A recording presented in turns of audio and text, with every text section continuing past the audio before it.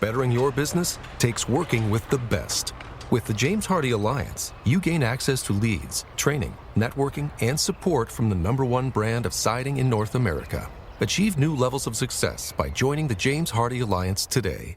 Whatever business you're in, growth isn't just about getting bigger. At ADP, we believe it's about getting stronger by turning data into insights so you can build teams that work as teams. By using our AI technology to help catch payroll errors before they're errors. And by keeping ahead of thousands of changing regulations so you can keep ahead of everything else. ADP helps businesses like yours grow stronger every day. ADP, HR, talent, time, and payroll.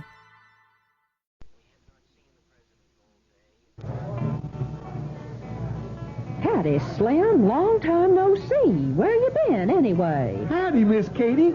Why, I've been out prospecting for gold. How'd you do? Well, I got some good news and some bad news. How about the bad news first? Well, first I got snake bite, frostbite, lost, and broke. And the good news? When I got back to town, I discovered QLT at McDonald's. QLT? What does that stand for? Why, it's McDonald's quality hamburger with lettuce and tomato. It's the tallest, juiciest, Texas-sized, 100% beef hamburger I ever wrapped a lip around. Heaped high with farm fresh lettuce and tomato and all the trimmings. Oh, tell me more. Well, unlike other people's skinny little old lettuce and tomato hamburgers, QLT is heavy on the beef and light on the bun. I think I'm in love. I think I'm leaving. It's time to discover another QLT at McDonald's. The CBS Radio Mystery Theater presents...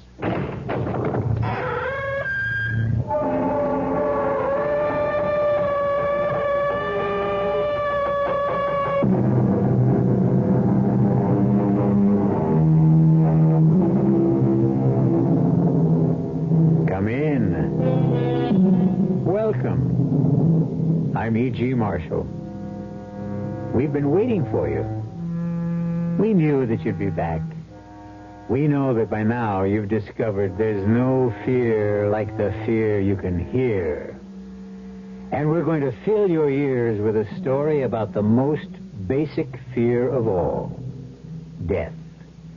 We're going to tell you a story about a man who dispenses death the way other men dispense haircuts.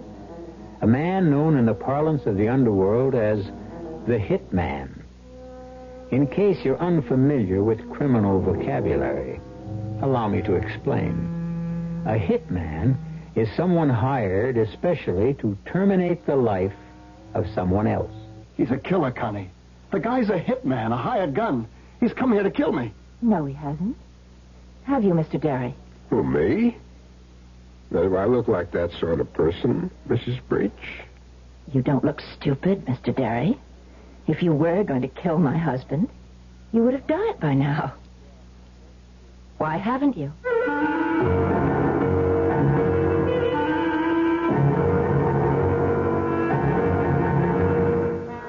Our mystery drama, The Hitman, was written especially for the Mystery Theater by Henry Slessor and stars Mike Kellen. It is sponsored in part by Sign-Off, the sinus medicines, and new sugar-free Diet 7-Up. I'll be back shortly with Act One. Just when you think you've packed away your sinus miseries along with your winter coat, along comes summer sinus. My face hurts. My head aches. How could it be my sinus? It's summer. Even a change in the weather or air pollution can make your sinus flare up. So can pollen. Your allergy can trigger sinus. When it happens, what can I take for it? Take Sign-Off tablets. They help relieve throbbing sinus pain and help drain clogged sinus cavities. The miseries of summer sinus. Sign-Off can do all that? Right. Sign-Off tablets give you a full dose of pure aspirin for pain, plus a decongestant to help drain clogged sinus cavities, plus an anti-allergy ingredient. Sign-Off tablets. The sinus medicine in the bright red box. For summer sinus miseries, get Sign-Off. Signeoff. Take only as directed. Sign-Off. I'll remember that. I was having dinner in Old Town Village last week, and as we were leaving, we noticed that the waterbed store was open. Well, we went in. You know, I'd never really looked at waterbeds because I always thought they were for the kids, and if I ever got on one, I'd probably get seasick. But it was different. The salesman there got us to lie down on a bed and told us why we'd sleep better on a hydro-rest waterbed system. He also took the time to tell us about frame construction, mattress durability, and the safety features incorporated into each of their systems. We got home and read the literature and decided that a hydro-rest system makes good sense. We're going to buy a waterbed from Dallas's oldest and largest waterbed company, Waterbed Systems International. They have 3 locations, 3323 Oak Lawn, Old Town Village, and a brand new store in Town East Mall. I tried hydro-rest. I was impressed.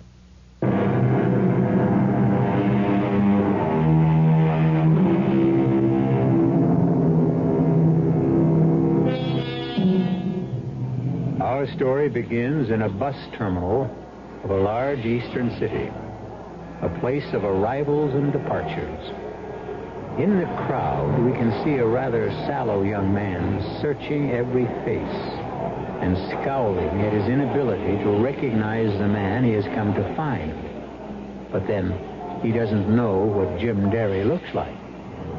Jim Derry tries not to make himself too visible a person. Mr. Derry has a very good reason. But now the young man spots someone pulling on a pair of light-colored gloves, and he recognizes the signal, if not the man. Warm day for gloves, ain't it, mister? I got cold hands. Jim Derry? Yes? I'm Earl. What took you so long? Arnie said you'd be on the 2 o'clock bus. I've been hanging around this crummy terminal for an hour. A gypsy told me never to take a 2 o'clock bus. They didn't tell me you were a comedian. What did they tell you about me, Earl? Come on. Arnie's waiting.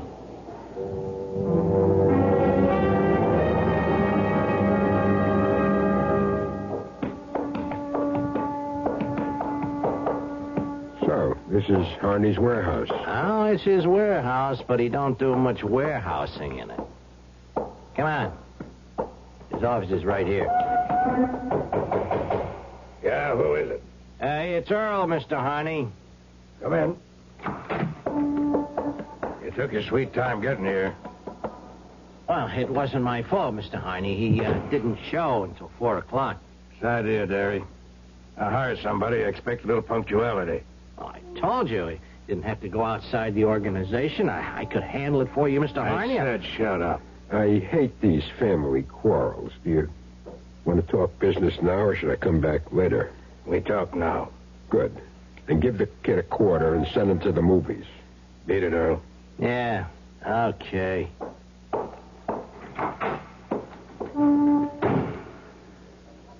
All right, Derry. The family quarrel's over. Now let's talk shop. Okay. My price is $3,000 for the hit. I do good, clean work, pick my own time and place, and never get my clients involved. How does that sound? Sounds fine. This is a private case. Strictly private.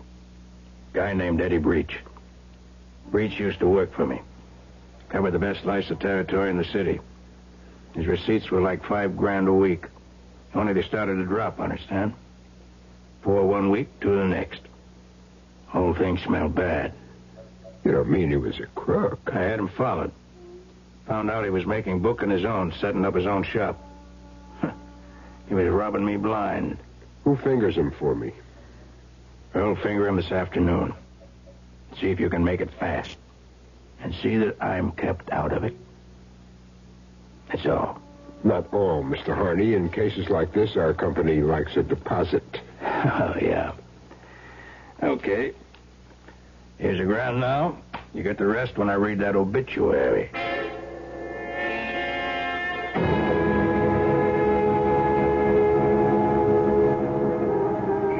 It's almost 6 o'clock. We've been staring at that apartment house for half an hour. Now you know how I felt, Derry, waiting in that bus station. I thought you said Breach should be home by now. Oh, he'll be here. I've been clocking him 3 Fridays in a row. He takes his wife to see the doctor every Friday afternoon, and they get back around now. You didn't tell me he was married. What difference does that make? I just hope he's insured. I like making rich widows. Hey, there's his car. Hand me those binoculars. Don't forget to get a look at his wife. She's worth seeing, even if she is crippled. What? Look for yourself. A wheelchair. He's taken a wheelchair out of the back. She's got a nice pair of legs. Only they don't move. Paralyzed? That's right. Well, did you get a good look at him? Yes, I got a good look. Let's go.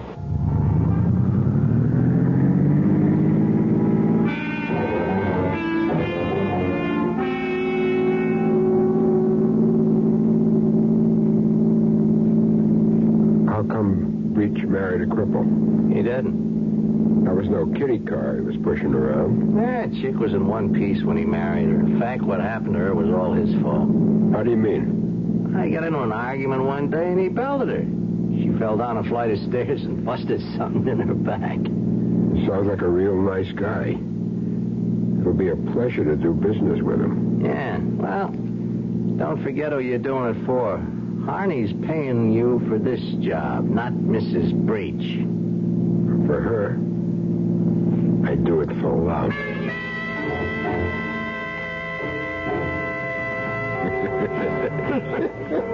Good afternoon, mister. A lot cooler in here, isn't it? Yeah. It's a refrigerator. What are you having? Making a beer. Right. I just hit this town yesterday. Still haven't found out where the action is. So? A friend of mine told me I might do myself some good here. You know anything about that? Well, depends upon what kind of action you want. I'm flexible. For instance, I wouldn't mind doing business with a horse or two. I'm a bartender, not a bookie. This friend of mine, he told me a guy hangs around here named Breach. Eddie Breach? That's him. He said Breach might be the firm to do business with. You know him? Yeah, I know Mr. Breach. He's a nice guy. Comes in here sometimes with his wife. His wife? In here? Well, why not? I run a family place here. What's Mrs. Breach like? That woman is really something. She's a cripple, you know, in a wheelchair. But she never beefs about it. Best-looking chick you ever saw, and she keeps right on smiling. Wheelchair and everything. That's tough, all right. Wheelchair. It's like a stretch in prison. Oh, she's lucky having a husband like Mr. Breach. He's real good to her. Buys her anything she wants. Takes her to the doctor every week. The way I heard it, Breach is the one who put her in the wheelchair. Well, I wouldn't know about that, but he treats her like a queen, I can tell you that. I mean, cripple or not, that is my idea of a happy marriage. Hey, you didn't touch your beer.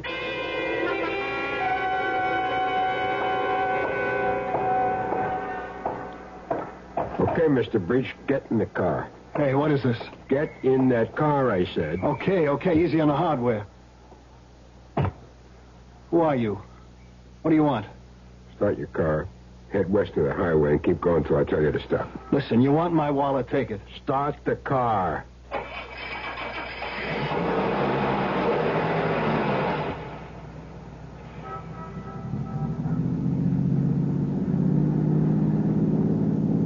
You don't work for Joe Harney, do you?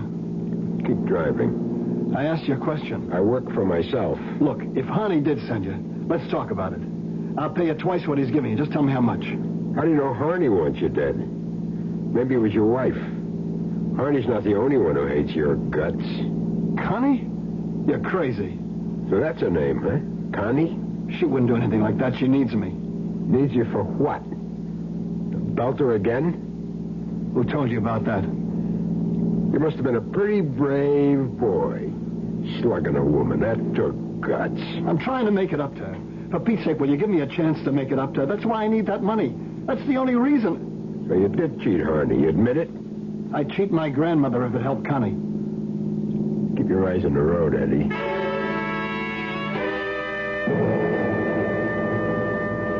All right. Take that next side road. Listen, give me a chance to talk to you, will you? That's what we're gonna have, a talk. Go on, pull over there near the billboard. right. Answer me one question. How were you helping her? What? How were you helping your wife? This doctor you see every Friday, did he say something could be done for her? No. He never said that.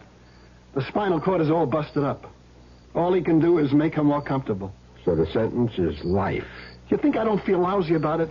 I know it was my fault, but I didn't mean it. She might be better off without you. Maybe she would. All right. Let's go. Where to now? We're going to your place.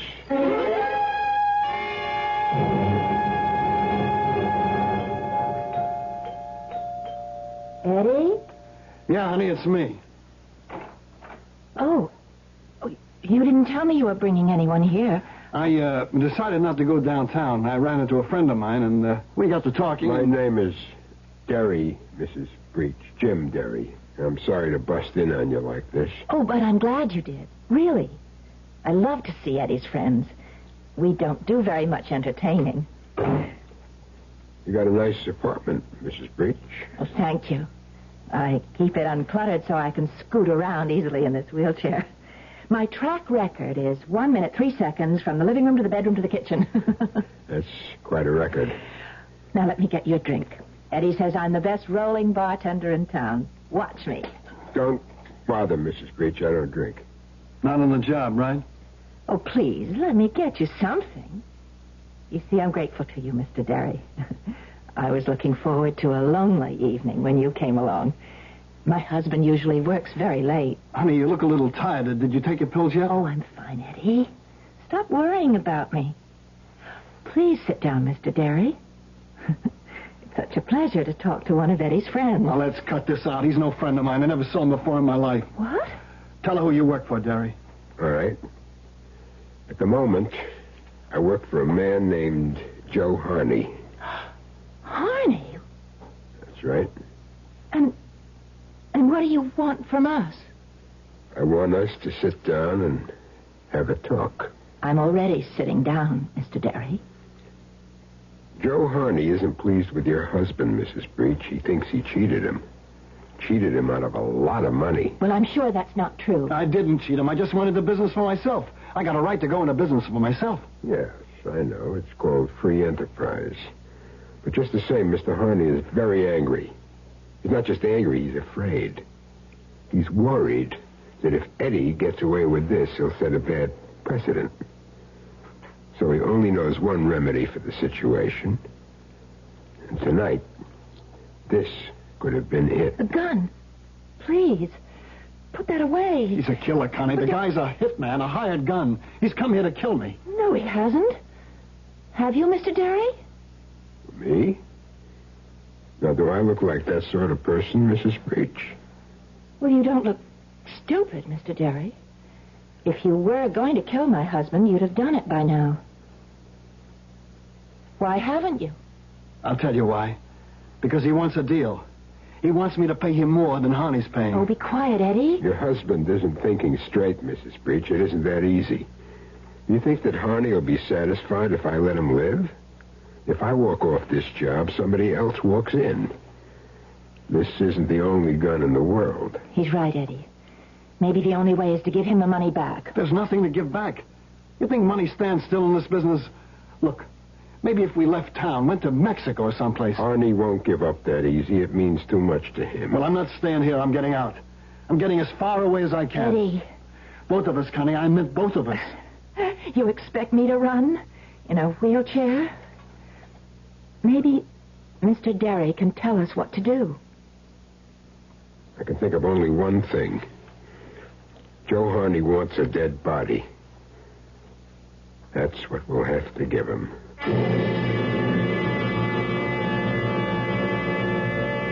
Well, we seem to have encountered a hitman with a heart. At least a hitman with a soft spot for a beautiful, afflicted young woman. But Jim Derry can't fail his assignment either. If he doesn't collect the rest of the money, he may be collected himself.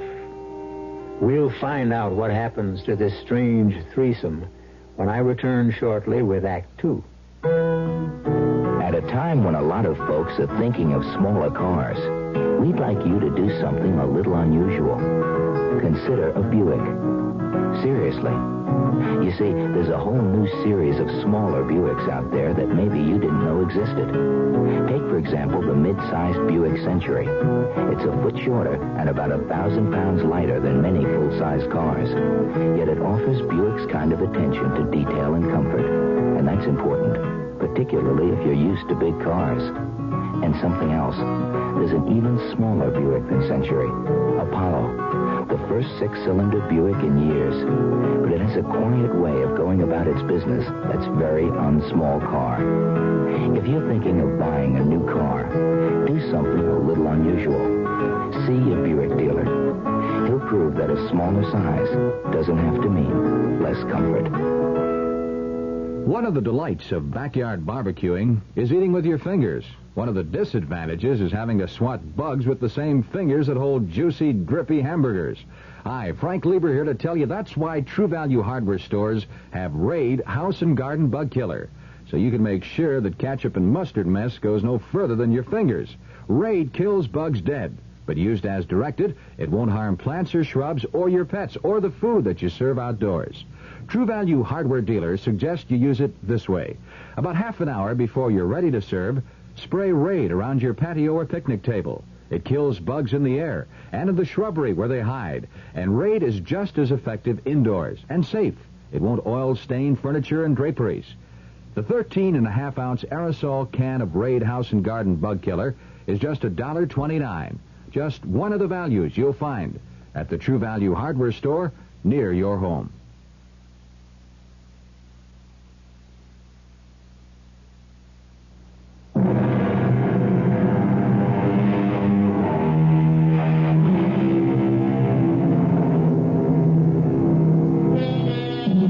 The hired killer of Eddie Breach sits in Mr. Breach's comfortable living room.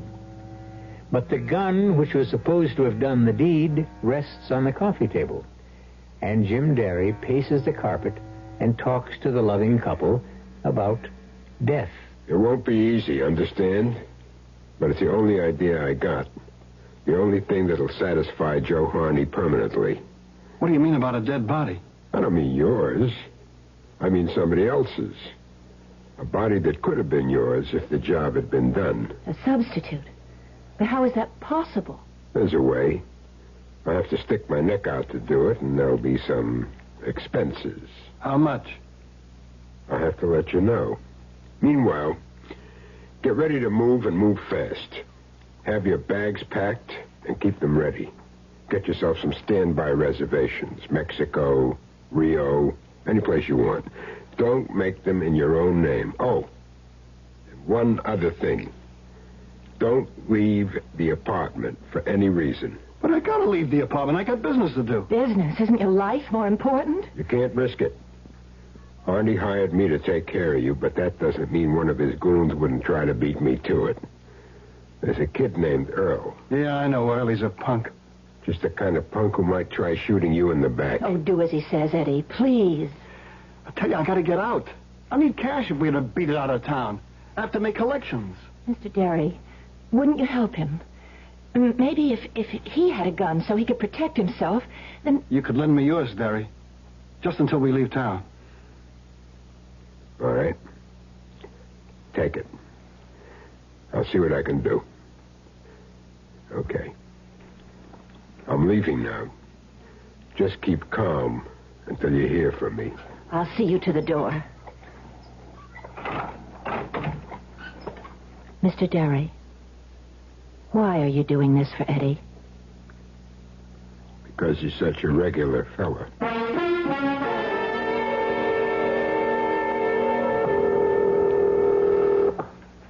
Figaro mucho, Eddie. Fig, this is Jim Derry. 3 cheers. What are you doing back in town?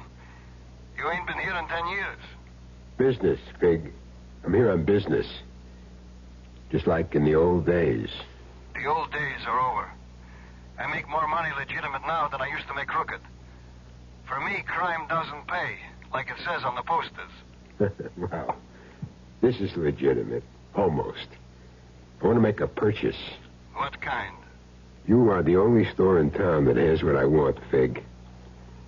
I want to buy a corpse. I don't know what I'm doing this for. I must be getting soft in the head. Tell me about the body, Fig. He's a short, heavy cookie, maybe 50 years old, full of mustaches. But does that matter? No. I guess it won't matter. Not after I get through with him. When can I take delivery? Tonight. You could bring your car around to the back of my place, say, around 11 o'clock. Okay, Fig. I'll be there. You sure there won't be any complications? No, the guy doesn't have any family. He'll end up in the city cemetery anyway. That's fine, Fig. That's just great. Come on, Daddy. Come on, level with me. What are you going to do with a corpse?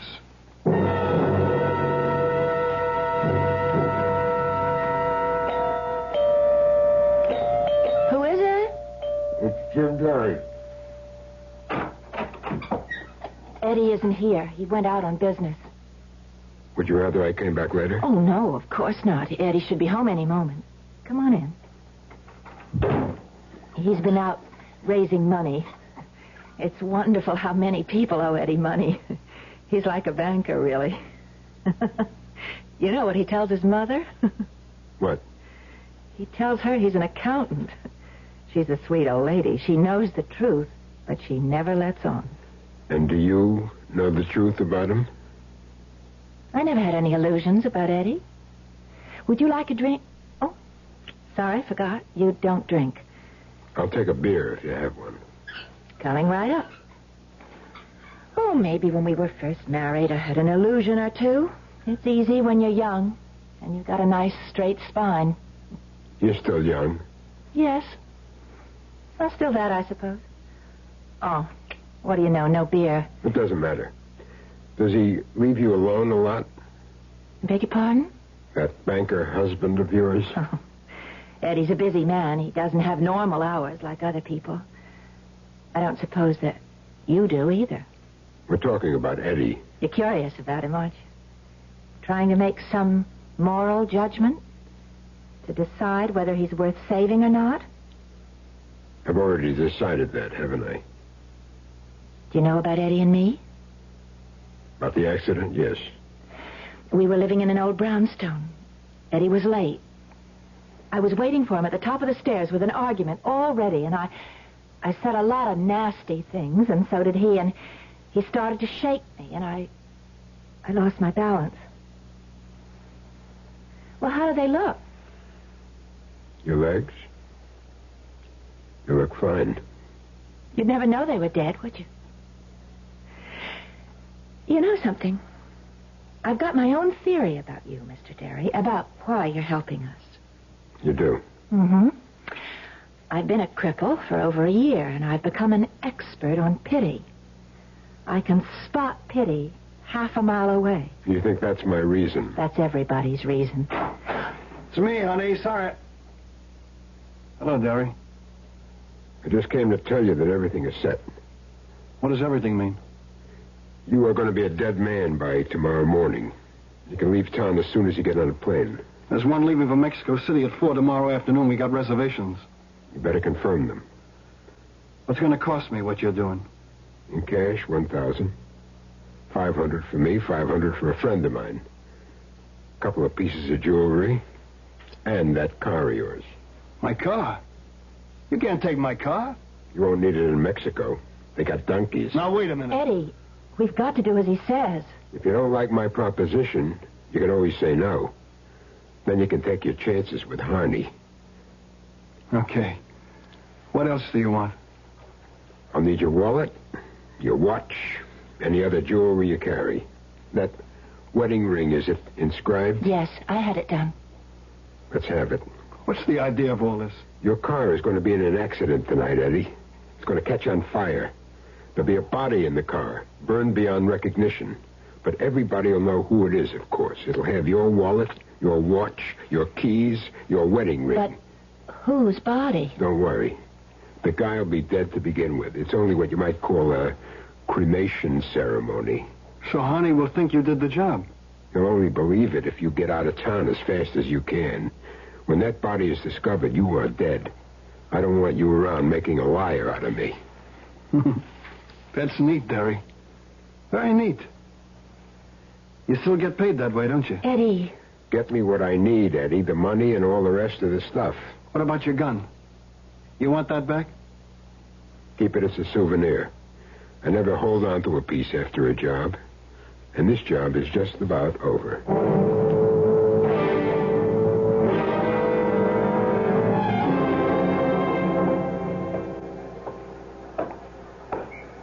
Hey, Derry.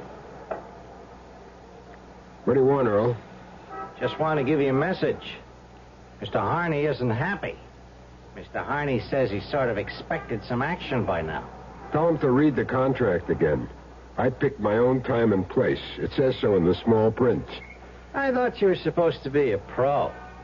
I would have had Eddie Breach stretched out and buried 2 days ago. I'm sure of it. And Harney's paying you $3 grand? I would have done it for half the money. You would have done it for laughs, Earl. You know something? I ought to show him that he didn't need you. I ought to take care of Eddie myself. Harney wouldn't like that. He's liable to spank. So long, Earl. All right, Earl. Hold it. Right there. Hey, what do you guys want? I'm Lieutenant Gear, Police Department. What I want's very simple, Earl. I want you.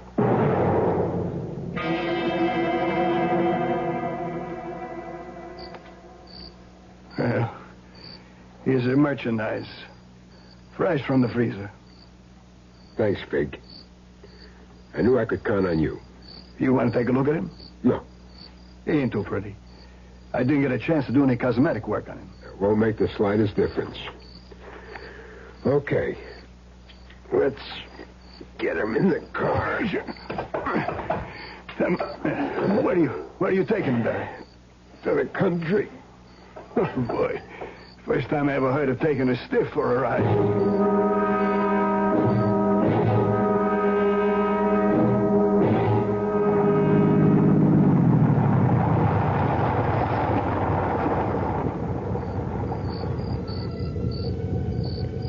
Okay, Mr. Nobody. Time for the ceremony. First, you gotta get behind the wheel. I'll dump your wallet in the clear. Now, here's your pretty jewelry. The ring is a tight fit. Now, your keys, and that's about it. Except for that can of gasoline. There. That ought to be enough to make it hit the gas tank. Now all I need is a match.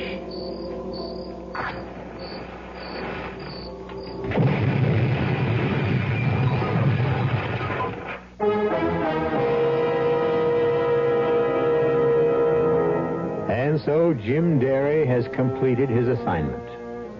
He feels rather good about the job he did, too. It was a nice combination of human sympathy and profit. 500 from Eddie Breach, 3,000 from Joe Harney, and a sense of having done something worthwhile for a change. But will Jim Derry remain pleased with himself? What will the arrest of Earl do to his plans? We'll find out when I return shortly with Act 3. Never heard of beer on the rocks? No? Swell. The people who brew Budweiser never have thought ice in your beer was such a cool idea anyway. If you only knew how ice cuts down the head and waters the taste. Oh, a chilling thought. A downright tragedy with Budweiser especially. Budweiser is the king of beers. The only beer in America that's beechwood aged, naturally carbonated. Which means Bud brews its own bubbles. Tiny ones, over a dense lattice of beechwood strips. The beer ages the best way, the right way, naturally. But add an ice cube and bloop, there goes all that extra effort.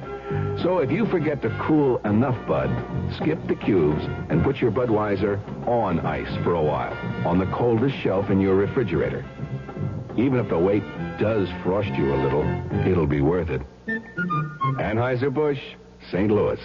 On the corner, Church's Kitchen's making golden fried chicken. Right before your eyes, always crisp, deep fried. The way chicken should be fried.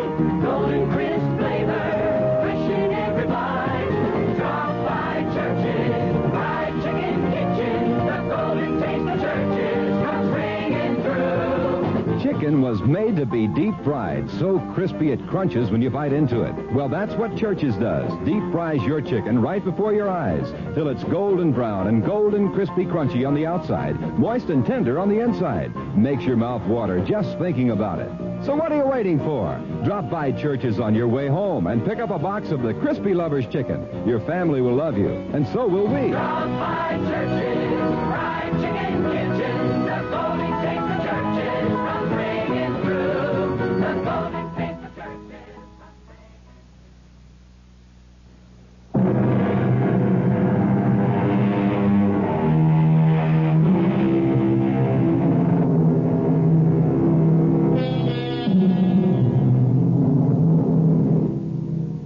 Only one thing remains for Jim Derry to do.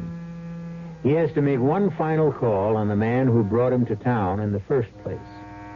He has a good report for Joe Harney. And Joe Harney has $2,000 waiting for him. Yeah? Come in. Oh. So it's you. How are you, Mr. Harney? How do you think I am? Anything wrong? The cops picked up Earl on some old assault charge. That kid's more trouble than he's worth. I could have told you that. Well, at least there's one problem he won't have anymore. You mean breach? You won't be hearing from him again. Give me details. He's dead. That's a big detail. I want to know how. I got Breach to take me for a little ride in the country. When we stopped to look at the scenery, I slugged him. Then I gave his car a little gasoline bath. You burned him? You want to see what's left? Take a drive out on Route 7, make a right on Potter Valley Road. There's not much to see, though. What'd you do after that? I took a nice long walk. There's a motel about a mile and a half south. I spent the night there. Didn't even get a chance to shave. Huh. Sure it went all right? Nobody spotted you? Our work is guaranteed, Mr. Harney. Money back if not satisfied. And speaking of money... Yeah, I know. $2,000. And worth every penny of it.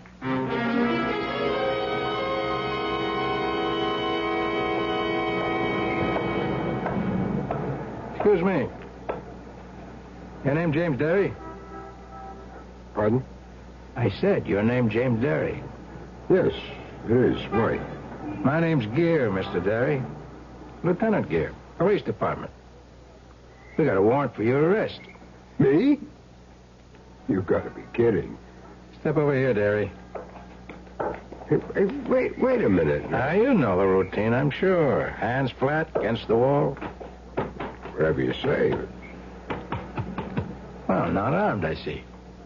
Why would an innocent citizen be walking around with a gun? This wallet of yours is sure loaded. What was it? Payday?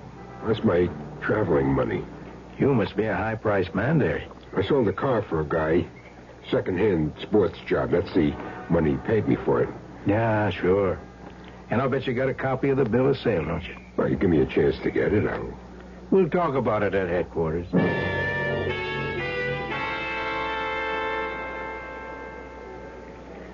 You ever use an alias, Derry?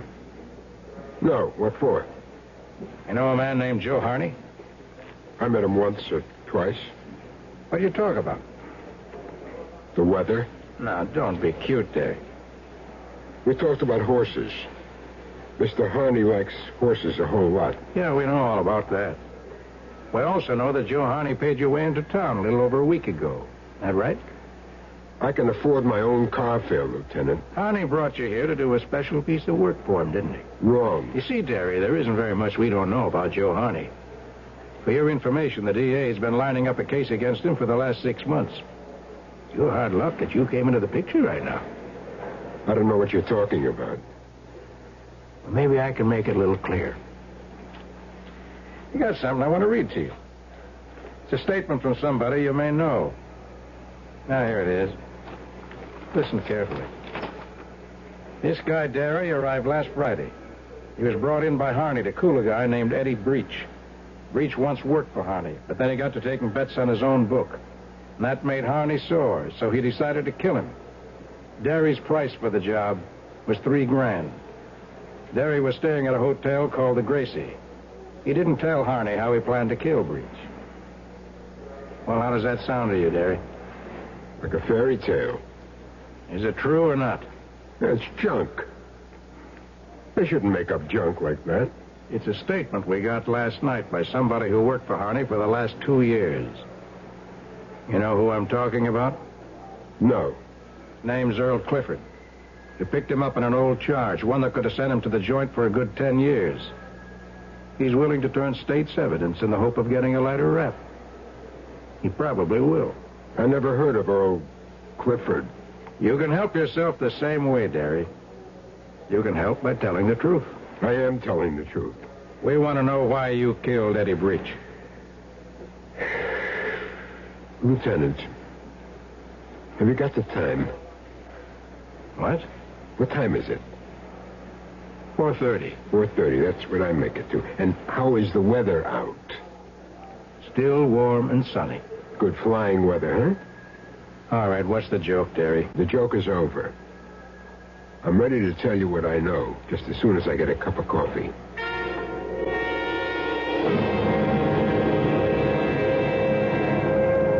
Sure. I was hired to kill Eddie Breach.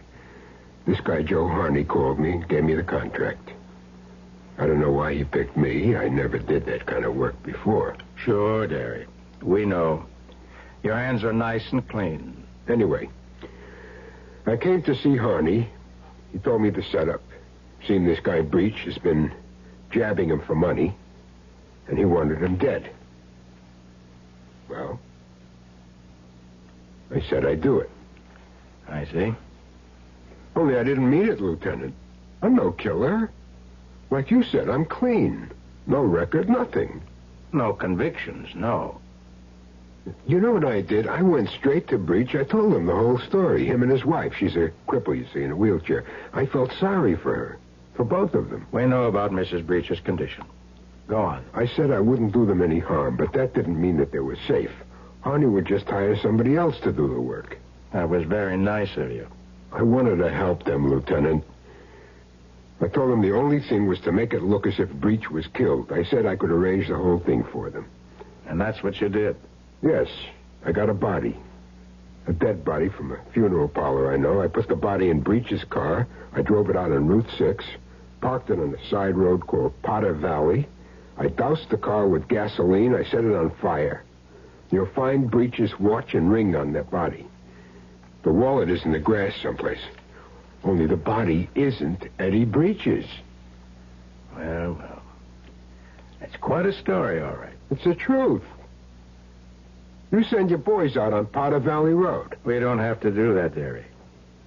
We've already found Breach's car. Well, swell, then you know I'm telling the truth. I mean, you got experts.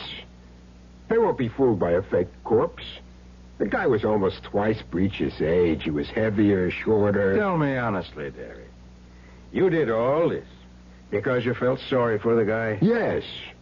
Look, I'm not saying he was an angel. He beat up his wife once. He made a cripple out of her. Only now, he's trying to help her. That's why he cheated Harney in the first place, to help his wife. A real sweet guy, huh? Well, Derry, too bad it isn't true. What do you mean?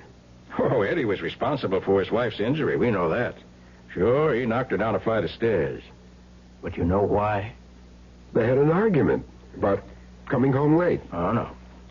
They had an argument about a woman. She caught him in the apartment with a girl named Louise something. She didn't tell me that. And Breach didn't give up Louise after that either.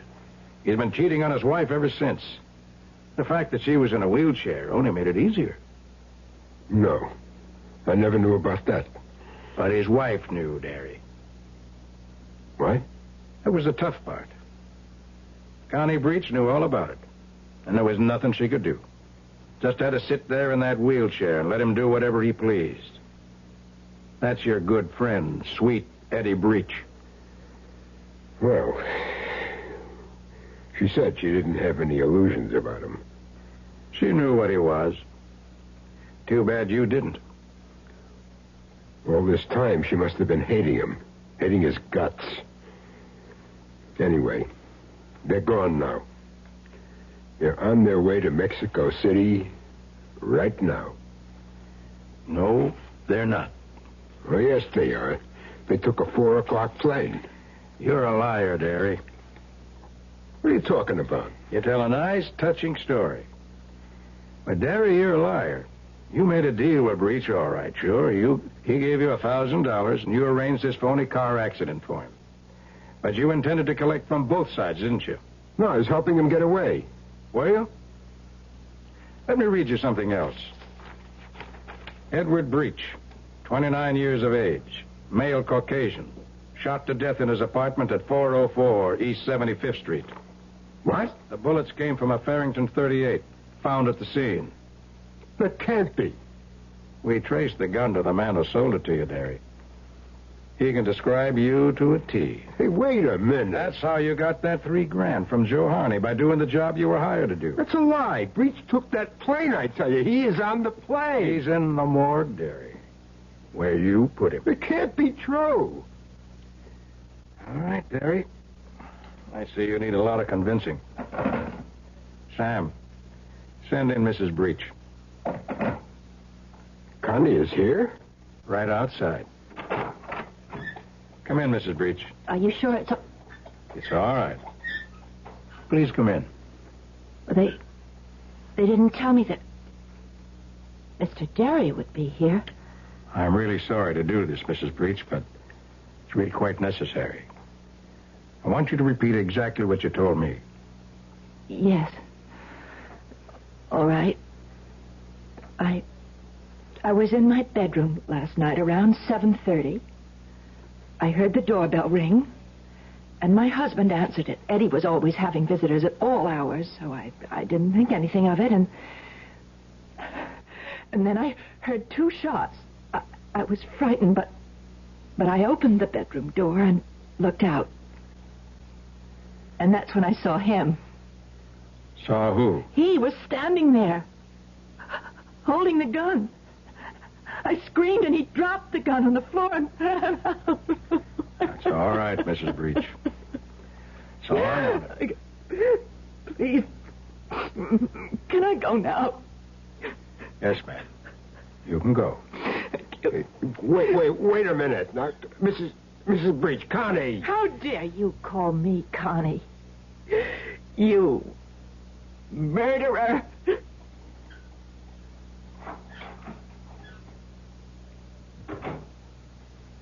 That was your mistake, Derry. You should have killed her, too. You were just too soft-hearted. Or maybe just forgetful, Lieutenant. About what? What they say about the female of the species.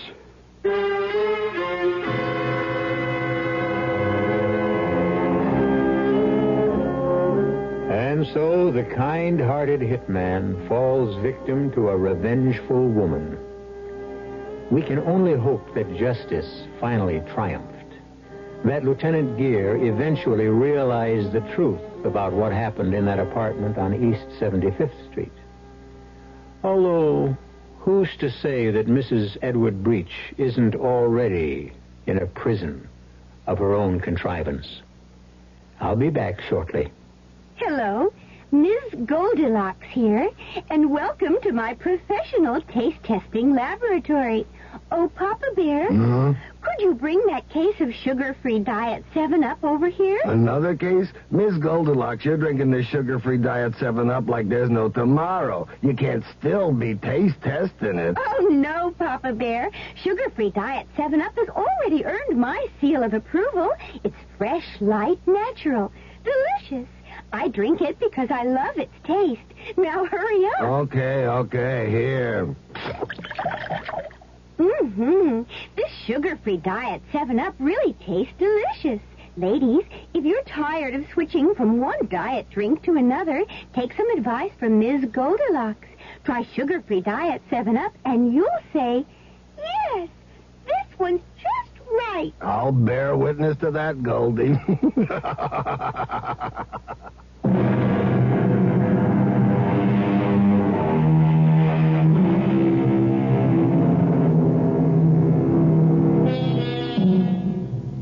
We hope you enjoyed this tale of the Radio Mystery Theater. If you come back next time, I'm sure we'll have another tale of murder, trickery, deceit, terror, and other goodies. Our cast included Mike Kellen, Alan Manson, Earl Hammond, and Lon Clark. The entire production was under the direction of Hyman Brown. Now, a preview of our next tale. I picked up his top coat to hang it in the closet, and this fell out. A lipstick. Yes. Mandarin scarlet. The same color the Ripper uses. To scrawl those horrible messages like last night on the wall of Miss Mapes' room. Well, it seems to me you're letting your fears run away with you, building up a case in your mind. Well, what about last night? He just happened to come home minutes after the murder, he says. And you think... I think he was lying. I think he killed Miss Mapes, left by the fire escape at the end of the second-floor corridor, and then pretended he'd just arrived home. Claimed he'd forgotten his key, so he'd have a witness to prove an alibi if he needed one. Well, it's clever thinking, if that's so. He's a clever man. Believe me, he is. And I'm afraid of him, Lieutenant, terribly afraid. Radio Mystery Theater was sponsored in part by Anheuser-Busch Incorporated, Brewers of Budweiser, and Buick Motor Division. This is E.G. Marshall inviting you to return to our Mystery Theater for another adventure in the macabre. Until next time, pleasant dreams.